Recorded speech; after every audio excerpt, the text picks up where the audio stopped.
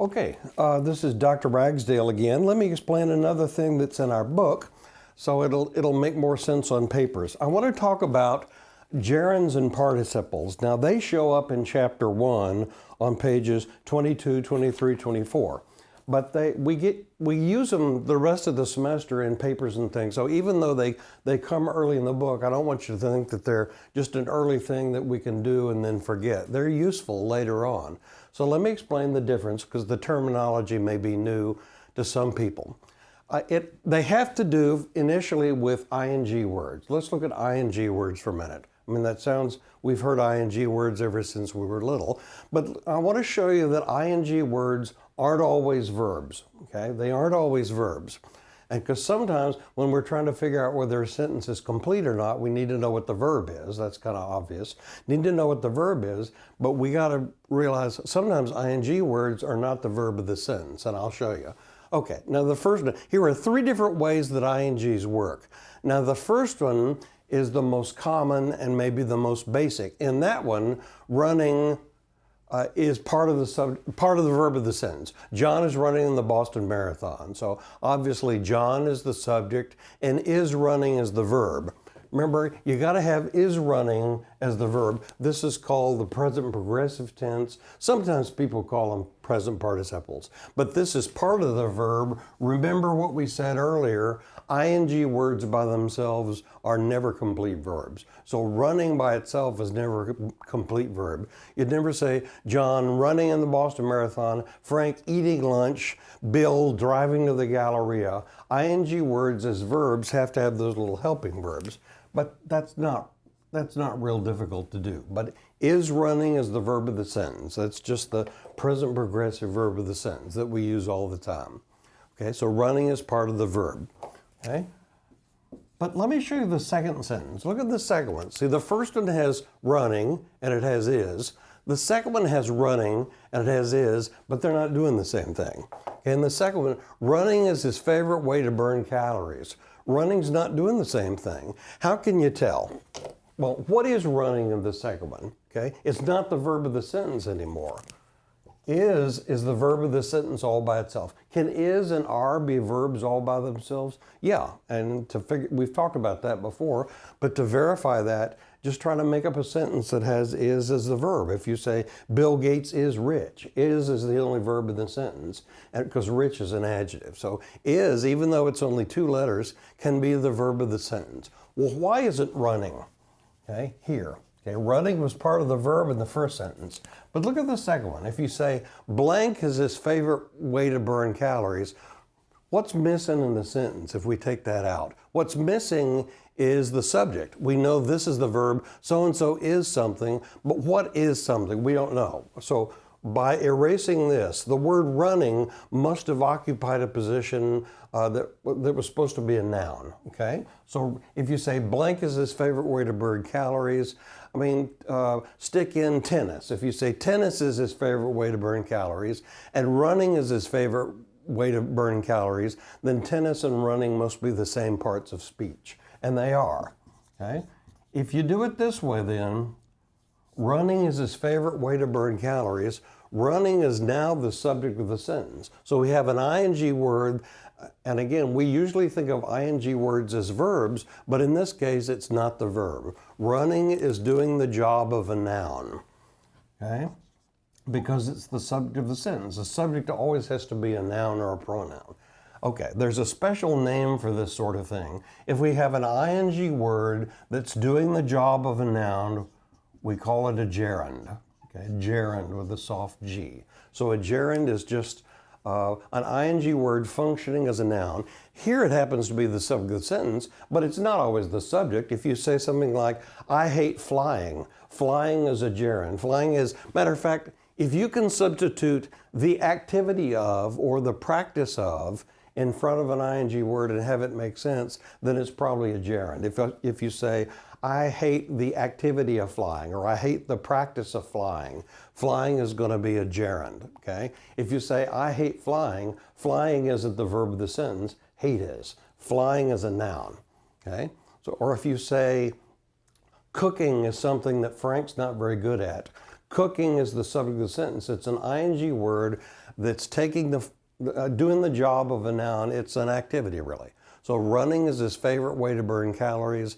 So it shows us that ing words can sometimes function as nouns. If so, they're called gerunds.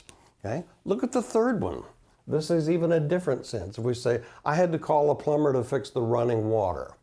Okay? Is that the verb of the sentence? No. Had is the verb of the sentence, and to call is an infinitive. So I had to call them. That's the verb of the sentence, really.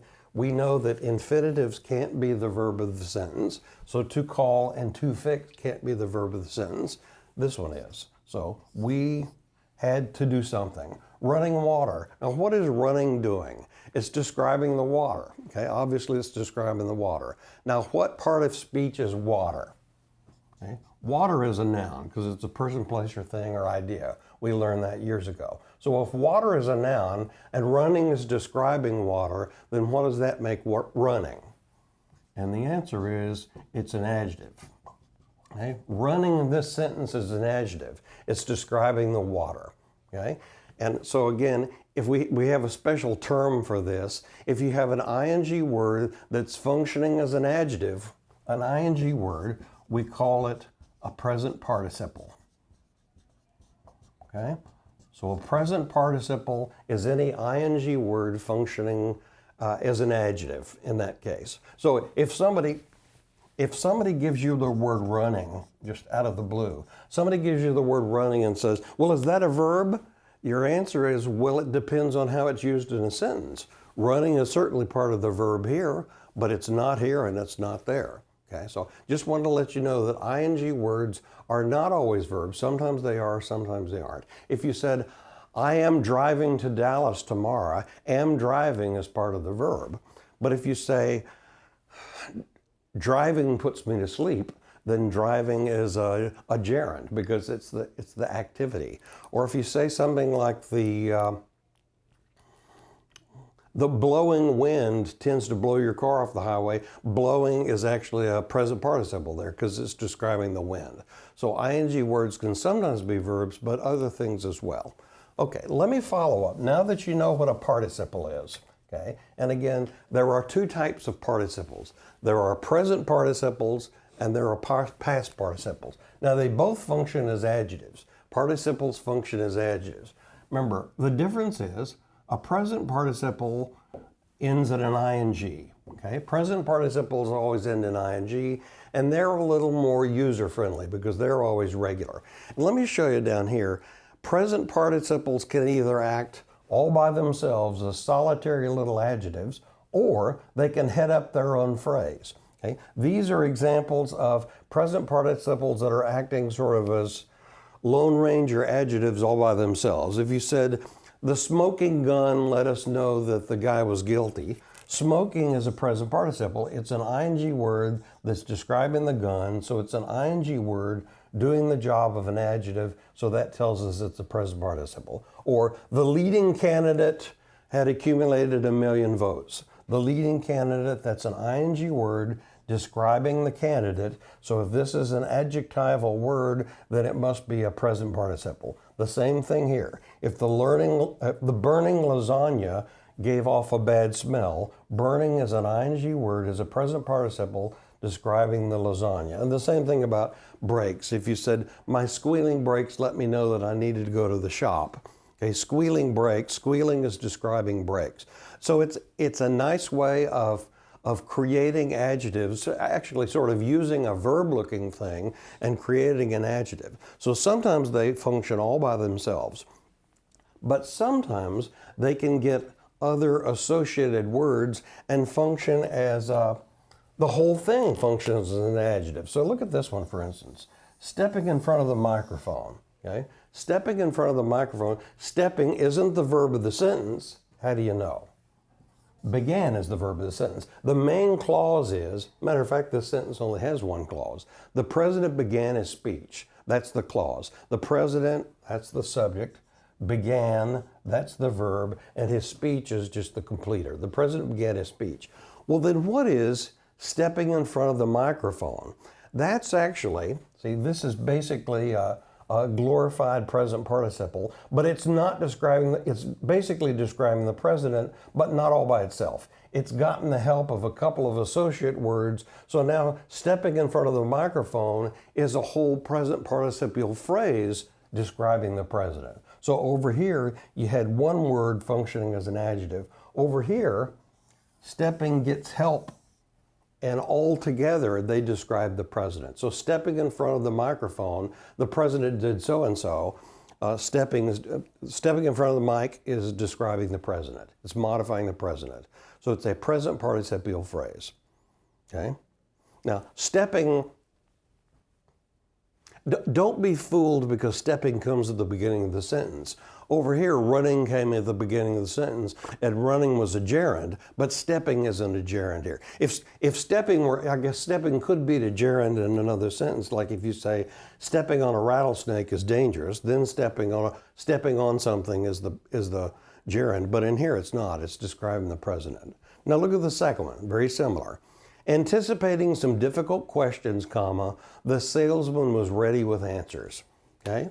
The subject of the sentence is the salesman, and then was is the verb. That's a form of is, are, was, were. They're all forms of to be. They all tend to be short, but they are linking verbs. Ready is just an adjective. The salesman was ready. Okay, that's our main clause. The salesman was ready, because with answers is just a prepositional phrase. Well, what is, if the salesman was ready is the clause, what is anticipating some difficult questions? It's an adjective phrase. It's a present participial phrase. Okay? Anticipating, that's an ing word, but it's getting help with some other words, associated words, anticipating some difficult questions. Now, the whole phrase is describing the salesman. So you could say it's an adjective phrase, which it is, but even more specifically, it's a present participial phrase describing the salesman. Okay, so you're not starting the sentence with the subject up front, which sometimes is nice. It gets tiring if all of our sentences have their subjects up front. Well, how do you avoid that? I mean, it's like the Astros are in the playoffs now. If a guy throws the same pitch over and over and over again, finally the other team comes to recognize it and starts clobbering it. The same thing here. We don't want to start sentences always with the subject right at the beginning. Well, how do you avoid that? You cushion the beginning sometimes by putting introductory phrases and clauses and things like that on the front of the sentence so that the subject doesn't hit you over the head right at the beginning all the time. Okay. It's also a way of combining stuff. If you have, basically you're saying, the salesman knew that some difficult questions would be coming, period. The salesman, therefore, was ready with some answers. You could state that in two sentences, but you can streamline it and combine them. Okay. The salesman anticipated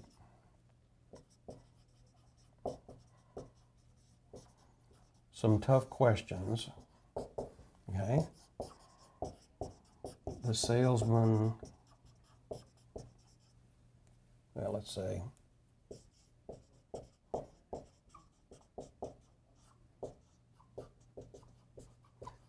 this is another reason if you wonder, why in the world would we want to go to all this trouble? This seems like a lot of trouble. It's another technique of combining two ideas in one sentence. If all of our sentences were one clause long and one idea long, that would get kind of tedious. So often we combine them to make the ideas blend better and to make it sound more advanced. So basically if you start off with two ideas, the salesman anticipated some tough questions, or if you're going for a job interview, if you say the applicant anticipated some tough questions, therefore, the applicant or the salesman was ready with answers. Now, you could say that in just two sentences, but you could actually combine them into one. I would rather do it this way, because you don't have to have two sentences to say that. You can do it in one. And what you do is, you're basically crunching down the first one and changing it to anticipating some tough questions, the salesman or the applicant was ready with answers. So it's a way of combining things. And actually, it combines things. It also lets you know which one has greater priority. The president beginning a speech, that's the main thing. The fact that he was stepping in front of the microphone, that's a minor thing. This just sort of tells you how he did this sort of thing. So it's a way of combining thoughts, two thoughts into one sentence without needing two clauses. Okay, those are present participles. Again, they can function all by themselves as sort of solitary adjectives, or they can head up their own phrase over here, which becomes an adjective phrase. I'll show you one last thing, and that's it. That is past participles. Past participles are also adjectives, but they don't end the same way. They end usually in ed, but occasionally in en. And it's the form of a verb, if you want to figure out the past participle, it's the form of a verb that goes with has or have. Okay? So if you say something like, Frank has disappointed his parents by not scoring better on the quiz, something like that. He has disappointed himself. So now that you know that disappointed is the past tense becomes the past participle, you can take disappointed out and use it as an adjective sometimes. For instance, you could say the disappointed team, or the disappointed Dodgers flew back to Los Angeles, okay? The Dodgers are the noun, disappointed is an adjective, a past participle adjective describing the Dodgers, okay? Or that's all by itself. Or you could put it into a phrase like present participles. Disappointed by the quality of their food, Raquel never went back to that restaurant again, okay? Raquel is the subject, went back is the verb, but disappointed by the quality of their food, this is a past participle describing how Raquel felt about the food at that place, okay? So past participles, like present participles, you can either use them all by themselves as solitary adjectives, like the disappointed team flew back home, or you can turn that disappointed into a whole phrase like that. Disappointed by the quality of the food, comma, she never returned that place. Or if you, another past participle, see, most of them work with ed, but occasionally you'll find a verb that's irregular. That's why past participles are a little bit more of a pain than present participles. Because if you take the verb, for instance, to break, okay, and you're trying to figure out what the past participle is. Well, it's the form, if you say, Tim breaks in the middle of everybody's conversations all the time, that's the verb. But if you have the form that goes with has or have, you wouldn't say he has braked his foot in the ball game, right? You wouldn't say he has braked.